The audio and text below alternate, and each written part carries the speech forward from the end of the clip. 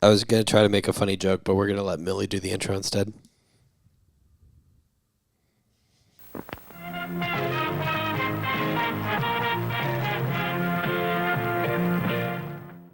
Yeah, welcome back, full-time movie fam. Yeah, full-time movie fam. Yeah, because we've got a special movie. It's an old one. It's one that Michael had never seen before. It's one that I'd seen a lot as a kid. You know what it is. It's What About Bob? Our first Bill Murray movie. What about Bob? Yeah, so we've done. I might put up a poll to see who you think is a better comedic actor, because we did Jim Carrey, we did Bill Murray, and we did Adam Sandler. So out of those three, we have. So if you don't vote Jim Carrey, I'm going to be very sad. We also have more people we have to add into that. Bill Murray is an absolute legend for just movies, but also comedies, right? No. We need to add Steve Carell into that list. For what? For who's a great comedy but actor. we haven't done a movie review with that's Steve what Carell. I'm saying. We gotta do one next. So we'll do Despicable Me next. We haven't done an animated movie in a little bit, so we could. We'll talk about it. We'll talk about it. Crazy, like Keira Knightley. Yeah, it's like the end of the world. No, it's the one with Ryan Gosling in it. The Notebook. No, it's really good. It's with him and Steve Carell. It's funny. It has one of the best scenes, I think, in cinematic history. Oh, Okay. Are you talking about the one where they know each other? Yeah, okay.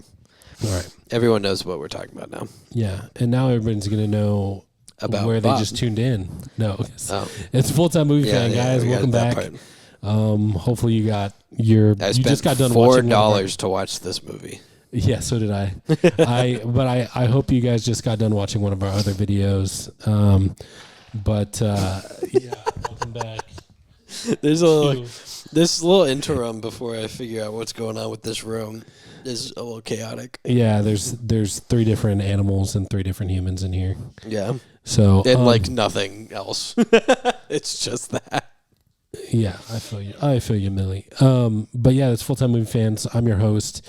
You can call me Jarvis because I'm just cool like that. And this is other host. I'll let him introduce himself. They got too many cats. They're all crawling around me, and they're all crawling around me. Yeah, there's so many of them. So welcome back. What about Bob? This is probably a movie you've never seen unless you're old like me. Yeah, or watch movies that are lower than a 70%. Or you just love Bill Murray, then you will probably know this movie. Or the 90s. Yep. Don't know what the next. Oh, a little bit of trivia for you. Did you know that Robin Williams was the first choice for the role of Bob Wiley?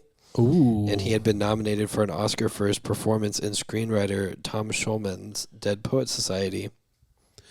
That is However, at the time filming was to begin, Robin Williams just finished filming The Fisher King and was forced to turn down the role. I think we need to do Robin Williams so we can put him on the list too. Yeah. Because he's a... Dead Poets Society is really good. Or Mrs. Doubtfire. Mrs. Doubtfire is also really good. You gotta do something about these cats. They're gonna turn down. Okay, well, Jarvis, give us your first impressions while I try to corral some cats. Okay. Cat corraller. Yeah, my first impression, dude, I was a kid when I watched this movie.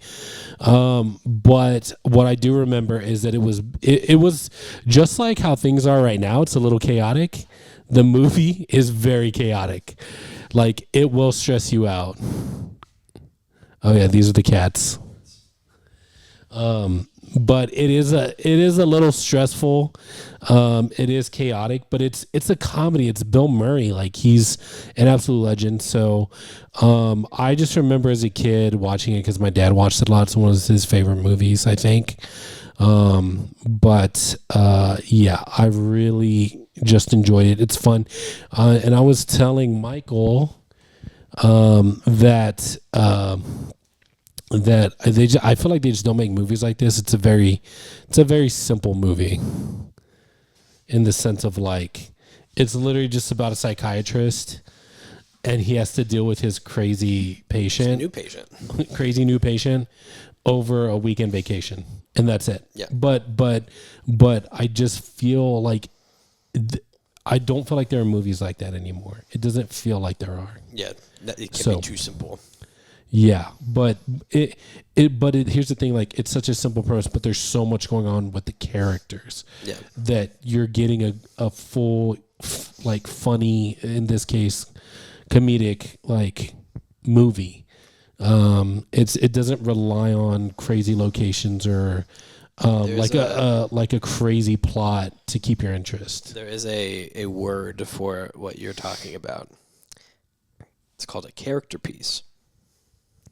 There you go. But it's not about the crazy things going on in the story. It's about the characters that drive it. Yeah.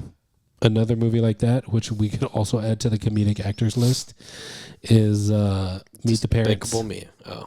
Meet the Parents. I feel like it's literally just about... I think that might be the one that Sybil was talking about. No, because that's not Steve Carell or Ryan Gosling. That is Ben Stiller. Oh. You know... And Owen Wilson's in that movie, too. Oh, God. And Robert De Niro. Well, here's my first impression of What About Bob? And actually, What About Bob? The actress that plays Faye, Miss Marvin. Yes. She is... No, she's not.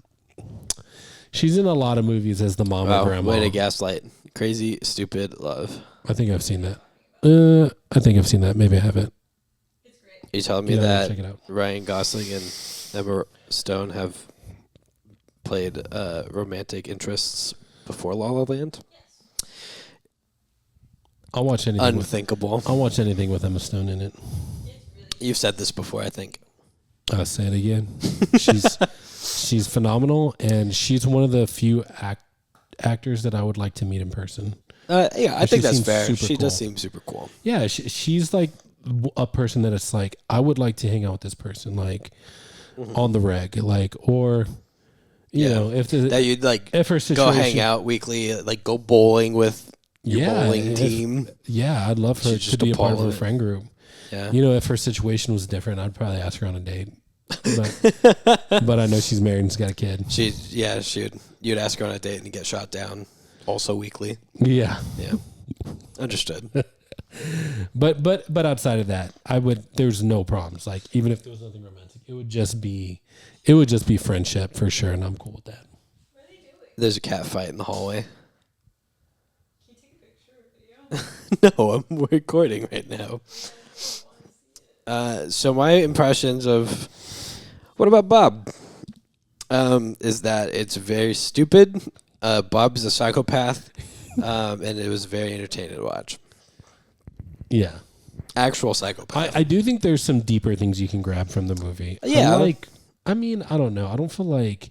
So we just recorded, you don't know this, but we just recorded Mickey 17. I feel like, to be honest with you, I feel like What About Bob has deeper emotional depth and character pieces things that you can take from the movie, like into real life. Mm-hmm. So. Yeah, it does make you think. When you look past the silliness of it, it does make you think like, oh, maybe sometimes I take my life too serious and don't like think about the others around me and what's affecting them and how I affect their lives. Yeah. And then on the other hand, you look at it and go, but I'm not following my therapist on his vacation. Yeah. Because I can't get a hold of him. Yeah, that guy's, it's actually kind of crazy. But, you know, I think that it does talk about a lot of stuff. Like it's mental health. Shit. It talks about mental health. It talks about like how you view yourself, the need for community. And it also, like, you can also see from the family perspective when we'll get to the plot, but when he's with his psychiatrist, his family, just some things that he adds to the family that they need that they're not getting from Dr. Leo Marvin. And then also he's kind of self-centered. He's very about himself. You know what I mean? Yeah. So some interesting stuff I think you could take from it. Yeah. Let's get into this plot. Do you want to get into this plot maybe? Are we not doing the would you recommend it anymore? Oh, I would. I'd recommend it. Yeah, me too. I think it's a classic. I think it's one of the movies that you should watch. And in case you watched the last one and missed this part of it, and you want to know, I would recommend you watch Mickey 17 as well. Yes, but that's besides the point. Yeah, we'll give our arbitrary rating at the end. Yeah, of Mickey 17. So stay tuned for the rest of the review. Oh, new crazy idea. We give our arbitrary rating of a different movie at the end so that we tell them what movie we're doing next, but they have to watch the next one to get the rating for this one. That's what we call a hook in showbiz. Yeah, I don't know if we have enough. Guys, hey, I want to thank you guys so much. We're at 175 subscribers. We really appreciate that. We appreciate you guys. And we'll lose 3 if the lightning hits the wrong spot right now. So. Yeah, but yeah. Oh, Freaky Friday. But we did that once with you and that's true. We did Freaky Friday. Where once. you guys switched. I think it was more like a Freaky Monday. We're gonna have a crazy episode one time where you're gonna get Freaky Friday with Clint, and it's just gonna be me and Clint, and you'll still never have done a podcast episode with him. Oh man, that's funny. That is so funny. And there also won't be a camera on Clint. It'll just be me the whole time going. And it'll just be his voice. It's like the best episode of the show. That would make me a little sad. It just like it's not making sense. It'd be so funny. Because everyone's just confused. I'm just gonna buy views for that video and get it to like 100,000. Nice. Do that for some of our other ones. Spread it out a little So bit. yeah, you do it for the ones that we got. No, but we appreciate you guys, and we're glad that you're tuning in. If you're watching and you're not subscribed, you know, consider it. And if you want to buy us some views, you can do that too. Don't actually. That's against the terms of service, and we'll get banned. Yeah, don't do that. But hang out. But thanks for the joke anyway. Yeah, hang out. Tell your friends if they like movies. We're just trying to hang out and have fun. Instead of view bots, let's get view people. Yeah. Where are all the people, you know? Where are the people at? Where are the people at? They're not liking our videos, though. They're not liking Love Hurts, that's for sure. Yeah. I think that one has 1, and it's me. I don't think you even like that one. Oh, I'll have to go double check and throw a like on it then. But anyways. So, yeah, what about Bob? So, Yeah, this this one's is a very 90s simple. movie. This one's very simple, very straightforward. Right. This was made in the 1991. 90s? Yeah. Very early 90s movie. So it's got those very vibes. early 90s movie. You'll notice there are no cell phones Yeah. in the movie. It's one of those it subverts your expectation and then continues to subvert your next expectation after that. It's one of those movies that you're just like, you see it and you're like, this can't get any crazier. And it just continues to escalate to the end of the movie. Yeah, and it does continue just to get crazier. Yeah, the end of the movie you would weird. never predict. Yeah. So we got our main character, Bob Wiley, and he's got problems. He doesn't like being in public. He gets overwhelmed by noise. He's basically my wife, but Bill Murray. He's neurotic, and he's got that. I didn't say that was. He's got a fish. He does have fish, but he also has that thing. What's it called? Where you think you have like a disease hypochondriac. Yeah, so he's a little bit of a hypochondriac. Yeah. Intermittent Tourette's, apparently. Yeah, he's also a germaphobe. Yeah, so he's got a lot of things. He's antisocial. He's and we see him go out in public and basically it's a struggle. Get overwhelmed by it. Yeah, it's a struggle. So. And then we got our antagonist, I guess, is what you would call him in this story. Yeah. Dr. Leo Marvin. Leo Marvin. And it starts with another psychiatrist calling Leo Marvin. Yeah, because he's like, got a I'm book. closing. He's like, I'm closing my practice. I'm done. He said, I'm going away for a while. Yeah. And I have a patient that I would like to refer to you because he needs someone who's got way more expertise than I do. Yeah. He's the guy was flattering him. He's like, I'm calling in a ringer, because you're the best. Yeah, and this guy will need the best. And Marvin's like, well, maybe I'll pencil him in after Labor Day because he's about to go on a month-long vacation. Yeah. He doesn't pencil him in for after Labor Day. He pencils him in like the day before he leaves. No. I think it's literally the same day. Yeah, that makes sense. Because he was supposed to leave that next day. Yeah, and his secretary, he's like, hey, can you set up an appointment? He's like, he's actually here right now. That's right. And so he just walks into his office. Yeah, so Bob Wiley walks in and he goes, "Hey doc, I got all these problems. Who is this on the wall? Is this your beautiful family? What are their names?" Oh wait, he tries to guess the names. I'm really good at this. He's really bad at guessing the names, but he learns all of their names and who they are. Then he sits down. He goes, "Listen, doc, I got all these problems. Sometimes I don't even know like what's possibly wrong with me, like." And then he just starts like shouting profanities, and Marvin goes, "Whoa, what was that?" He goes, "It's Tourette's." He goes, "You don't have Tourette's." He goes, "No, but if I pretend like I have them, then it's better when I don't," or something like that. Something like that. And he's like, "Oh, okay, that's weird." And he's like, "Yeah, it's like a cardiac arrest." And then he fakes a cardiac arrest, and he goes, "You know what you need, Bob? You need this book by this brilliant man. It's a book that he had just written." Called Baby Steps. Baby Steps. And Bob Wiley goes, "Oh my God, this is so brilliant! You're so smart and so handsome, and I could kiss you right now. You really saved me, Doc. I don't know what I'd do without you." And then they start making out. Very overreacting to the point where I was like, "Damn, he's a little out of it." And he says, "Well, you and I can talk about it more when I get back from my vacation in a month." And he goes, "Yeah, that sounds great. We'll definitely do that."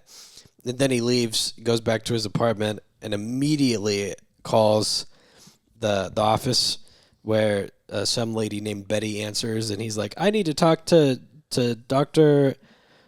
Marvin." Yeah. And she goes, "Oh, sorry, Dr. Marvin's out, but Dr. Humphrey has taken over from me." He goes, "Yeah, he told me that, but I lost his phone number." He never had his phone number.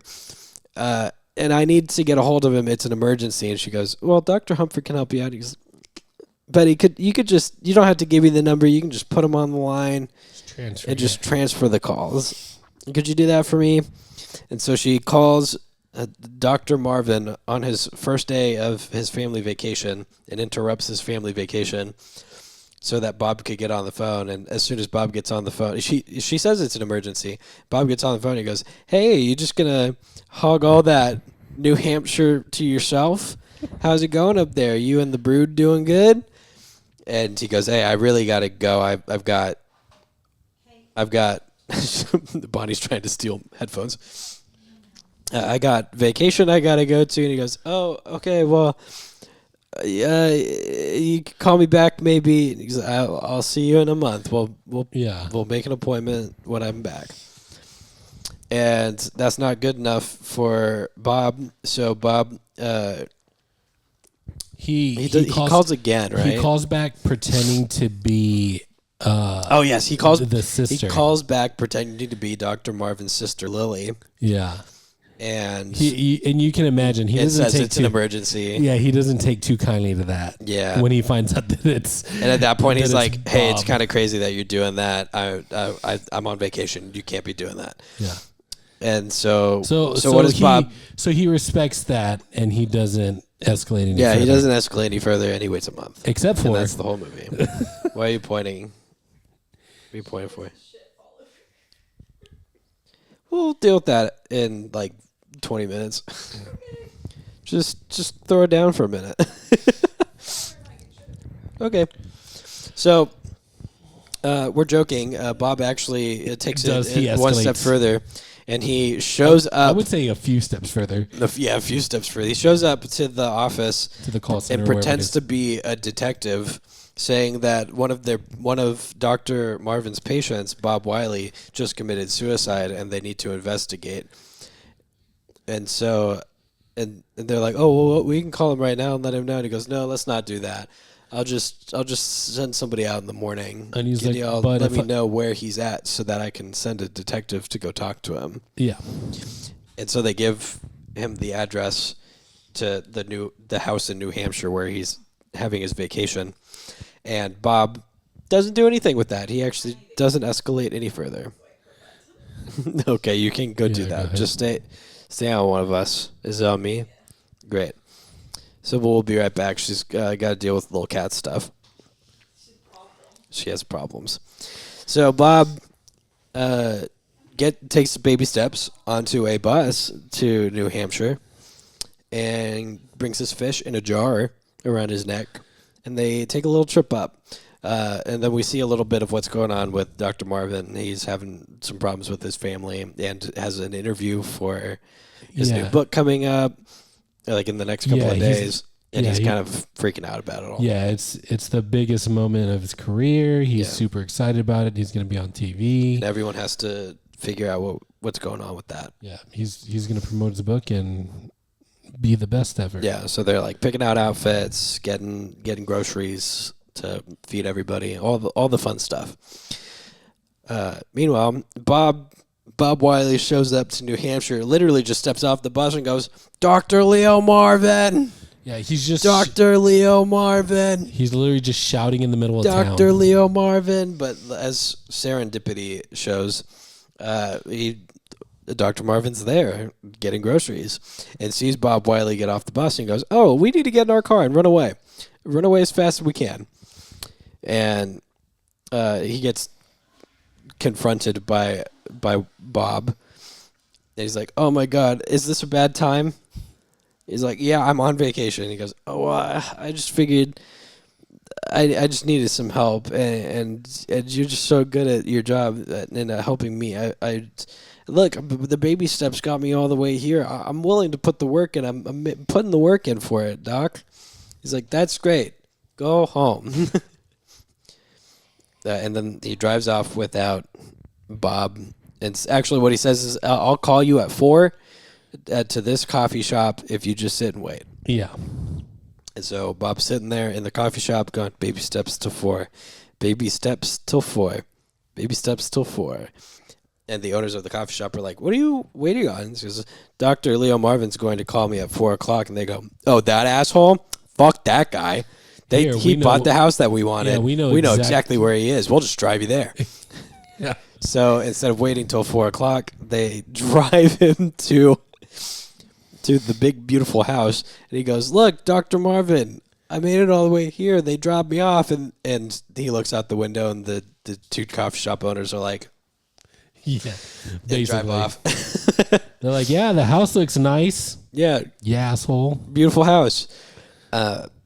And, oh man, the echo got worse. I'll talk quieter. It's okay. And then Dr. Wiley, or Dr. Wiley, Dr. Marvin takes him outside and he goes, "Look, I'm going to write you a prescription." He goes, No pills. I don't want any pills." And he goes, "This is a prescription that says you are to take a vacation from your problems. Whenever one of your problems bubbles up, you have to remind yourself, I'm taking a vacation from my problems. This isn't a vacation from life or from work, just your problems." And he goes, "This is the most brilliant thing I've ever heard, Doc. You're such a lifesaver and so beautifully handsome. I could just kiss you all over the place." He doesn't say that, but he basically says that. And he goes, "Thank you so much. Please leave me alone forever now." And then he goes back to the house and he goes, "Hi, I'm Bob Wiley," to his wife and his daughter. And they're like, he's a weird guy. Yeah. At this point, as a viewer, I'm feeling very like, this guy Call the cops. is the worst. Yeah. Call the police. I mean, because let's tally this so far. So he's basically He shows up without an appointment. He shows up without an appointment. He calls when he knows he's not there and forces his way on the phone. Yeah, he does it again. Yeah, he forces his way to talk to his psychiatrist while he's on vacation twice.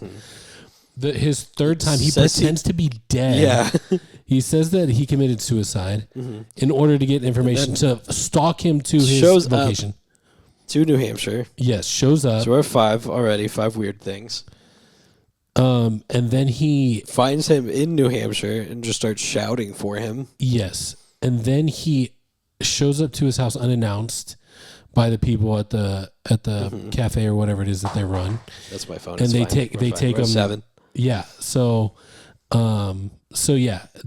And now he's introducing himself to his therapist's family. And that alone is 8 weird things. That alone is extremely unacceptable. Yeah. Yeah, for sure. Cops would have been called restraining order at this point. You know what I mean? Yeah. Like at that point I would have escalated to restraining order, get this guy out. Like I can't keep him as a patient. He's crossed the boundaries of patient to doctor relationship multiple times within 2 days. Basically. So. Yeah. And then he sends Bob on his way back into town or wherever. And it's like, oh, great. Leave me alone now. Yeah. And on his way out, Dr. Marvin's daughter is driving on her way out to go to what I miss. So what happened was, I think... he did say... He ends up... Oh, maybe you're right. The Dr. Marvin's like, hey, nobody interact with him ever again. Yeah, thanks. Don't talk to that guy. Stay away from that guy. And so his daughter is on the way out. Which is pretty normal, solid advice. Yeah, for sure. His daughter's on the way out to go hang out with some of her friends and sees they're gonna go Bob. swimming. Yeah, sees Bob walk in and says, "Hey, do you want to ride into town?" So she drives him, and she's like, "Hey, I'm gonna go sailing with my friends. If you want to come." And he goes, "Oh no, I can't go sailing. I've never done that before. That sounds scary." Well, maybe I'll go sailing. Yeah, he's like, if the boat's seaworthy and stuff like that, he's like, yeah. I think cut straight to him tied to the mast. I'm sailing. I'm sailing. There's a close up of him like on the boat, and you can only see like his face and shoulders, and he's I'm sailing, and then you see that truly he's just tied to the boat, so he won't be sloshing around or whatever. So that he can actually make it through that. And so they pass Dr. Marvin while he's trying to teach his son to dive because his son's scared of diving. Dr. Leo Marvin. And he's like trying to do the like dad thing where he's like inching him closer and closer to going into the water. And he's like, I won't drop you unless you're comfortable. I won't do it. And he sees Bob and drops his son into the water out of shock. So all trust is lost. Yes, all trust is lost. His youngest child, Siggy. Yeah. And his son's name is Sigmund. Yeah, Siggy for short. And so Sigmund Freud. Yeah. And so but one thing to note that I want to note is that in the car ride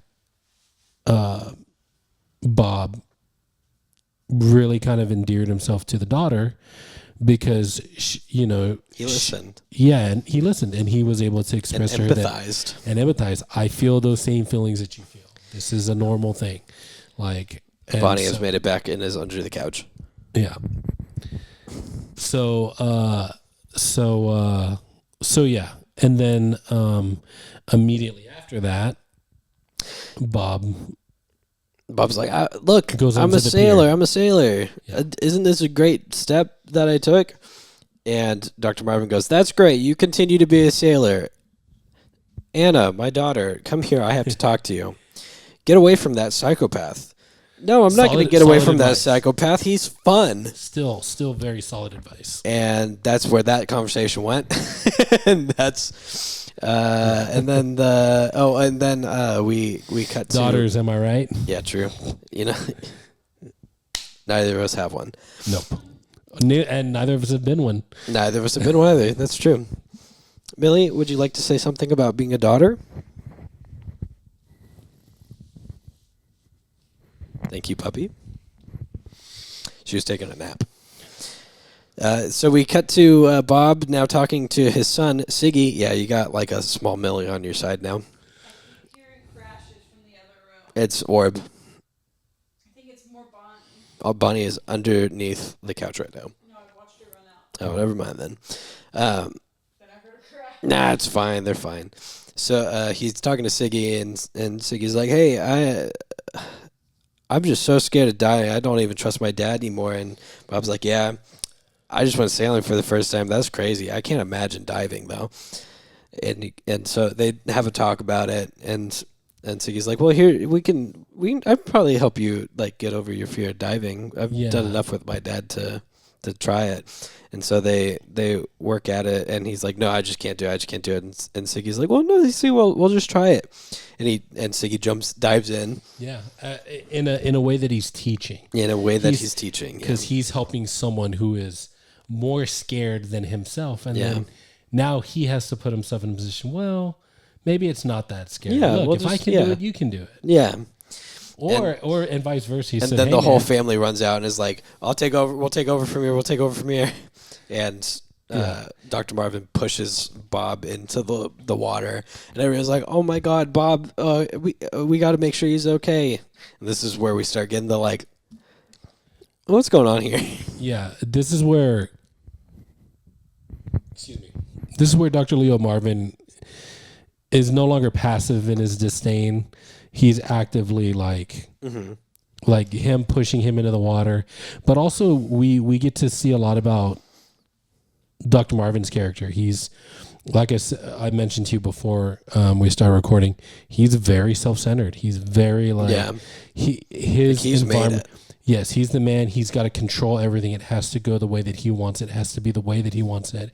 And that's what was translated to his son Siggy is like, hey, when I was your age, I learned how to dive and I loved it. And you need to learn the way that I did. And you must learn the way that I did when I was your age. Like, Yeah. and there's no flexibility there. He's very like, Yeah. I mean, it's not in an abusive way overtly, but it's a very like my way or the highway type of thing. Yeah. I think. Which again is fair, seeing as all the things that have happened up to then. Yeah. I mean, think. I think as we see, because as we go through the movie, Dr. Leo Marvin starts to unravel quite a bit. But it is pretty gradual. Yeah. So they fish Bob out of the water, and they're like, we have to have him stay for dinner. He's like been so nice to us, and you've not been so nice to him. And what kind of person do you want your kids to see you as? You need to be a good to the kids. So he stays for dinner, and he's like, "Oh, all of this food is so good. You make this corn by hand. It's so delicious. It's just really like over the top." And then he's very flattering. obnoxious. Yeah, Because every second he's just like, this is so good. Like as he's eating. Yeah. I mean, he's enjoying the food, but still. It's a little much. And then Dr. Marvin is like, "Hey, okay, you've had dinner, now you got to go." Thunderstorm immediately. They go, "Well, you can't just send him out." And he's like, "It's fine. He can take our car into town, is whatever." "Well, the car's at the pier because you told me to leave it there." Like, "Well, I guess he can get my raincoat and walk in the rain." Yeah, it's like, no, we can't do that. Just let him stay the night. And this is the first time we see his outbursts. He outbursts at the dinner table where he says, "Would you stop making that noise?" Like when he's going, every half second. And then when they're like, "Well, no, we can't send him away in the rain." And then he also yells, which I think him and his family is not used to. Yeah. When he says, "Well, he can wear my raincoat." Yeah.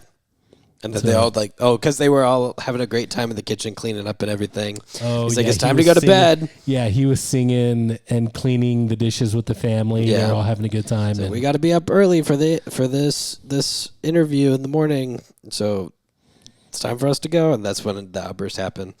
And so his wife, Faye, is like, "Hey, let's be like, let's be a good guy about this. Let's show the kids who you are as a man. Let's have him stay the night. He can be out in the morning. It'll be a good time. So he gives Bob a pair of his pajamas to sleep in, and they put a second bed in Siggy's room. And Mr. Marvin has a very realistic conversation with his wife. He says, this guy is unstable. Yeah. He's pretended to kill himself to get access to us. Mm-hmm. He's in our home, in a room alone with our son. Yeah. These are all very valid. Yeah. Very valid concerns. Yeah. While Bob is sitting there having a talk with their son, where their son's like, "Are you scared of death?" Because he's like 10. Yeah. And and Bob's like, obsessed. "No, not really scared of death. It's not like Tourette's or anything." And so he teaches their son about Tourette's, and they start shouting profanities at each other. And Dr. Marvin's like, "This is so unacceptable and so inappropriate. You cannot be here anymore." Yeah. And his wife's like, "Oh, just let the boys be boys. Yeah. They're just being kids." He's like, "No more noise. Here on out, it's bedtime." Yeah, and you're out by 6:30. Yeah. He one thing that's funny is that he says, I want some peace and quiet. And he said, I will be quiet. Goes, I'll be quiet. And then his son goes, I'll be peace. dumb that was kind of joke. Funny. It was dumb, but it was funny. But it's cute. Yeah. So the morning comes, 6:00 rolls around, and Dr. Marvin cannot get Bob to wake up at all. He starts getting like super pissy about it. And 6:35 rolls around, and Bob finally rolls down the stairs, and he's like, "Wow, I had the craziest dream last night," while Leo's trying to push him out of the house. And that's when the camera crew and everything shows up right at the same time. And they're like, "We're here a little early. Is that fine?" And he's like, "Sure, that's fine. I thought we'd set up right here in front of the fireplace." And then Bob, the kids are showing up, and they're like, "Yeah, this is my family. This is my wife, Faye, my daughter, Anna, and our son." And then Bob's at the door, and he goes, "Siggy." He's like, "Yes." And they go, "Oh, who are you?" And he goes, "Oh, I'm Bob. I'm one of his patients." And they're like, "Oh, that's a great idea. We should have one of your patients come and talk about the book. Someone who's actually like benefited from it." Yeah. This guy will not leave. He will not his leave family alone. No. And and then they're like, "Well, we can't do the fireplace now because we need the spot for 2 people." And they're like, "Well, we'll just make the fireplace work. The fireplace is where we planned it." And so they start doing the interview, and Dr. Marvin is bombing the interview. So he's like choking hard. Yeah. And Bob is sitting there going, "This man's a lifesaver. I've been his patient for 5 days. This book has turned my life around." Yeah, he's hyping immediately. Him up. He's hyping him up pretty good. This man saved my life. This man saved my cat and my kids from a burning building. And he'll do the same for you. My brain has never been so clean.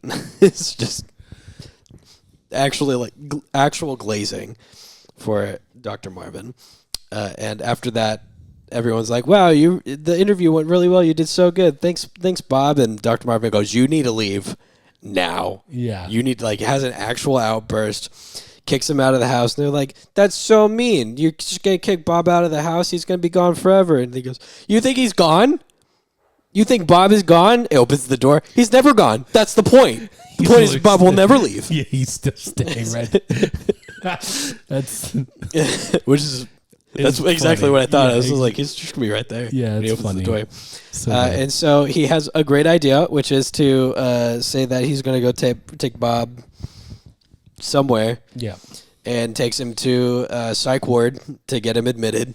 And they're like, "Hey, you know that we can only hold him for 24 hours unless one of the other doctors says that he needs to stay." And he's like, "That's fine. Perfect. You'll see it. You'll see it immediately. We'll have no problems." And he drives all the way home, and he's like, I'm finally rid of him. This is so good. He gets a call from the place, and they're like, "Hey, you need to come pick him up. He's like totally fine." Yeah, he's literally cracking jokes. And he made friends with every person. Single one of the doctors is like having a great time with him. He sees no problems. So he goes and he's like, "How do you guys not see he's a narcissist. Yeah. He's a sociopath. He's like Yeah. so full of himself. He's tricking all of you. And she's like, I highly doubt that he is tricking every single one of our doctors. Right. It's like, And it then sounds like you're unraveling and like you possibly need a couple of days. Yeah, So she's like, maybe let you me know should, if you want yeah, to maybe- take a couple of days. Yeah, maybe you should check in for a little bit. Just relax. And so he drives Bob back to the house because where else is he going to take him? And in the middle of the drive, Bob says something like, yeah, I just didn't vibe with any of those psychiatrists in that place as much as like we vibe. And No, so what we have is special. what we have is special. And I was thinking like we just got to work around your busy schedule. So like I was thinking maybe like 1 to 3 and then 5 to 7 Monday, Wednesday, Friday, Saturday, Sunday. And so Marvin stops the car, gets Bob out of the car and leaves him on the side of the road. It really doesn't say anything else about it. It just leaves him on the side of the road, drives off, and then gets pulled over by a cop like a mile down the road where he sees Bob, who hitchhiked a ride, drive past him, and he goes, "Officer, make sure he's home by 7," and cracking jokes, which throws Marvin for a fucking loop like it would for me too. I'd be like, "There's how? Yeah. How do I get rid of this man?" Yeah, it's very believable. Yeah. But it's so crazy because you definitely feel his stress. Oh, for sure. The cop it's writes justified. Yeah, the cop writes him a ticket. He, in frustration, accidentally backs the car into a sign, which also pops his tire. So now he has to change the tire on the side of the road, and another car drives by and splashes into a mud puddle onto his like nice clothes that he was wearing. And so everything's just followed. Like that would have gotten my wife enough. Sybil would have, at the point at which mud was on her clothes, probably would have like drove over herself. See? Yeah. So he eventually gets home. It's like pitch black outside. Yeah. Nobody's in the house. Very eerie. It's like, hey, where is everybody? His wife goes, we're out here in the back. And he walks into the backyard. It's a surprise party for his birthday. It's his birthday today. Everybody he loves and knows is there. And one person that he knows and hates. Yeah. And one of the people who he's so excited to see is his sister, who came to visit. And they're all worried because he looks like a disaster. And he's so happy to see his sister. And Bob goes, yeah, we're all so excited to celebrate your day. And he fucking loses it. He puts his arm around his sister. Yeah. And he's like, yeah, we're so happy. And he's just like, don't touch my sister. Starts actually like... Literally leaps off of the stairs or the balcony where he's at and like tackles Bob into the table of gifts. And so, yeah, he's well past reached his limit. Yeah. And then they finally calm him down and put him upstairs. And the family sits Bob down in the living room. Was like, hey, we really don't want this. Like, trust me, we all really don't want this. But with the way he's been acting specifically around you, we think it might be for the best if you aren't here when he wakes up in the morning. And Bob's like, I get it. It's fine. I just want to let y'all know I had a great vacation with y'all. Yeah. Well, and also to mention, the whole family loves him. The whole family loves him. Yeah, they're like, this guy's the greatest. Yeah. So Bob leaves. He's walking back again, and then the family goes to go find Dad. And Dad's gone. Dr. Marvin. He snuck out of the house, broke into one of the local convenience stores, and literally looks at a gun case and goes, no, too messy. Well, and then walks. At first it was an axe. Yeah. And then he's like, no, too messy. And then he looks at the gun. He's like, no, that ain't gonna work either. Yeah. And then so looks at the arrows and he goes, not painful enough. And then he goes to a cabinet of stump removal explosives. Yeah. And goes, yep, that'll work. He lands on explosives. Yeah. It's fucking crazy. And then he intercepts Bob on the way out of the house. And like with a rifle to his chest is like, get over here into the woods. Yeah. The family starts driving by and he goes, the family's just over there. The fam. Yeah, the fam. They're looking for you. Just like you guys. The fam. The full-time movie fam. And Bob's like, "Oh, what's going on?" He goes, "This is a new therapy treatment we're trying called death therapy." And he goes, "Oh, okay. Should I put my hands up?" And he's like, "Yeah, that's a great idea." Yeah, Walks him put over your into hands the up. woods, ties him to a chair, and puts explosives around his neck with like a 20-minute timer. And is like, "Yep, this is it. Bye." Yeah. He's like, "Oh, I get it. This is some sort of like way to scare me into dealing with my problems. You're so smart. You're so smart, Thank Dr. you. Marvin. Thank you so much." He's like, "Yep. Haha. Oh, can you take care of my fish for me?" And he goes, "Oh, I'll take care of him. I'll fatten him up real good and eat him." He's like, "Wow, you're really good at this, Dr. Marvin. I'm like scared." Yeah. And so Dr. Marvin goes back to his house. Like, finally, I'm free of him. There's no way he's going to be able to get out of that. I'm so excited to be finally free of him.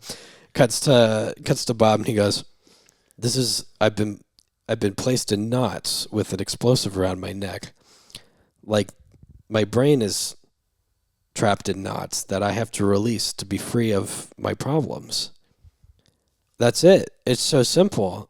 I just have to release the knots." Unties himself and goes, the therapy, it worked. Goes back to the house. The family finds Dr. Marvin by the dock, and he's like, "Bob's gone." And they're like, "Yeah, we know." And he's like, "You know? I didn't hear anything go off. Did y'all hear anything go off?" And then Bob walks out of the house with a massive cake, and he goes, "Dr. Marvin, you're a genius. You're so brilliant." He goes, "How did you get out? What did you do with the explosives around your neck?" "They're in the house." The whole house blows up. Yeah. Which sends Dr. Marvin into like a psychotic shock. Yeah, he literally He gets put into the psych ward. Yeah, and he's literally he just can't speak. Yeah. And the family comes to visit and it's like, "Dad, do you know it's us? We miss you, please." And then it cuts to a wedding with the sister and Bob. They're getting married, and they go, Yeah. if anybody objects, speak now. And he can't do it. And then they get married, and he goes, "No." Yeah, he's literally They go, "Dad, you spoke." And they're like, "Yeah, we're all a big happy family." And that's how it ends. Dude, can you imagine, dude? He's literally That was a treat for the had to watchers. He had to watch the most hated person in his life marry one of the person he most cares about beloved. the most. Yeah. And he can't say anything about it because he's just in such a his brain just broke. Yeah. Bob broke his brain. That's What About Bob?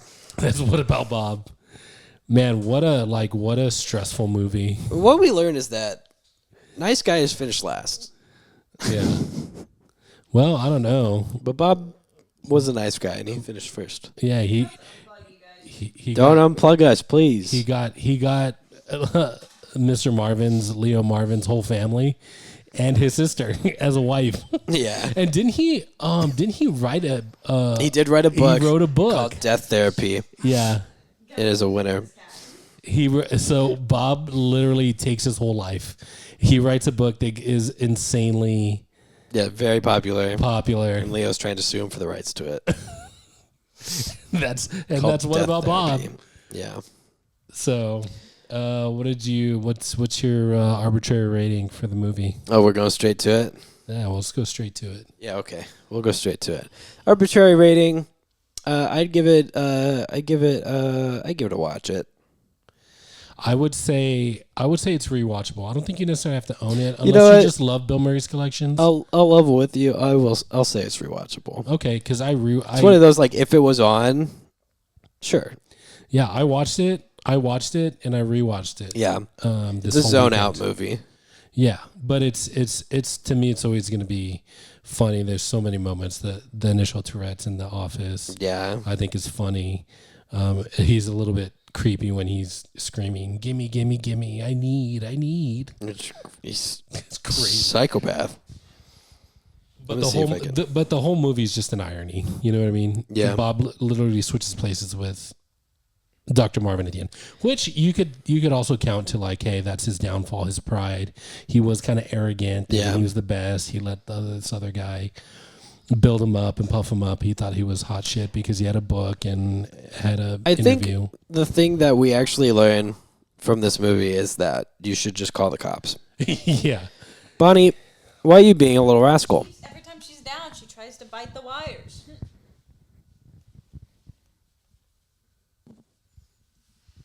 Bonnie is our new cat, and she's acting like it. Orb also was a little menace when we got her. Yeah, when they're babies. Yeah. You okay, puppy? She's scared. Anyways, that's what about Bob? Yeah, I think you should. I think it's rewatchable, like I said. But yeah, if you do decide to watch it, like I said, it's an older one. Hopefully, it doesn't. You're not averse to older movies, but Yeah. But yeah, if you do watch it, then put a comment in it in the comment section. Tell us what you think. Tell us if you liked it or not.